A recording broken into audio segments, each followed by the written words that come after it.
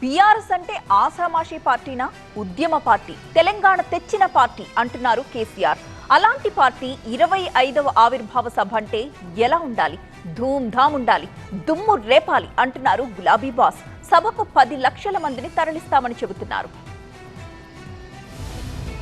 BRS silver Jubilee వేడుకలను అట్టహాసంగా జరపాలని నిర్ణయించారు గులాబీ బాస్ కేసీఆర్. వరంగల్లో భారీ బహిరంగ సభకు ప్లాన్ చేశారు. సభను సక్సెస్ చేసే బాధ్యతలను ముఖ్య నేతలకు అప్పగించారు. 2 రోజులుగా ఎర్రవెల్లి ఫామ్ హౌస్ లో నేతలతో వరుస సమీక్షలు నిర్వహిస్తున్నారు కేసీఆర్. ఒక్కో నియోజకవర్గం నుంచి 1,00,000 మందిని సభకు తరలించేలా చూడాలని నేతలకు దిశానిర్దేశం చేశారు కేసీఆర్. బీఆర్ఎస్ సభ అనగానే ప్రజలు స్వచ్ఛందంగా వస్తారన్న కేసీఆర్ నేతలు అందుకు తగ్గట్టు సౌకర్యాలు ఏర్పాటు చేయాలని ఆదేశించారు.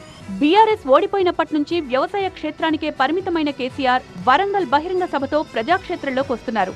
ఇప్పటికే కాంగ్రెస్ పాలనలో అన్నదాతలు, ప్రజలు ఇబ్బందులు పడుతున్నారన్న కేసీఆర్ బహిరంగ సభలో భవిష్యత్ కార్యాచరణ ప్రకటిస్తారంటున్నారు బీఆర్ఎస్ నేతలు. కాంగ్రెస్ వైఫల్యాలను ప్రజల్లోకి తీసుకువెళ్లడంతో పాటు బీఆర్ఎస్ గతంలో ఇచ్చిన సంక్షేమ ఫలాలను ప్రజలకు గుర్తు చేసేలా యాక్షన్ ప్లాన్ సిద్ధం చేస్తున్నారు కేసీఆర్. ఇవాళ తెలంగాణలో మరలా మార్పు రావడానికి, తెలంగాణను తెరలు చేస్తున్న వాళ్ళందరినీ, నక్కల్ని, గుంట నక్కల్ని అందరినీ తోరడానికి ఈ సభనే మళ్ళా నాంది ప్రస్తావన కాబోతున్నది. కాబట్టి సభ ఏర్పాట్లు, సభకు వచ్చే జనము, దాని గురించి మేము చెప్పడం అంటే మేము తక్కువ చేసుకున్నట్టు అవుతుంది. కాబట్టి బ్రహ్మాండమైన సభ జరగబోతున్నది. ఆయన నాయకత్వంలో యావత్తు తెలంగాణ మొత్తం కూడా జాగృతం అవుతుంది, సమీకరణ అవుతుంది. పింక్ బ్యానర్ లో ఉద్యమ ఇంకు కలపాలని బీఆర్ఎస్ నేతలను ఆదేశించారు కేసీఆర్.